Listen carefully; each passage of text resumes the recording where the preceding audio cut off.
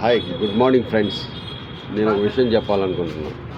నచ్చితే లైక్ చేయండి, మరీ నచ్చితే సబ్స్క్రైబ్ చేయండి.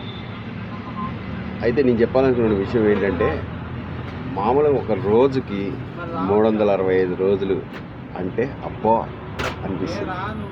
అదే ఒక మనిషి జీవితకాలం 70-80 ఏండ్లు అంటే ఓహో 70 ఏండ్లు బ్రతికాడా అనిపిస్తుంది.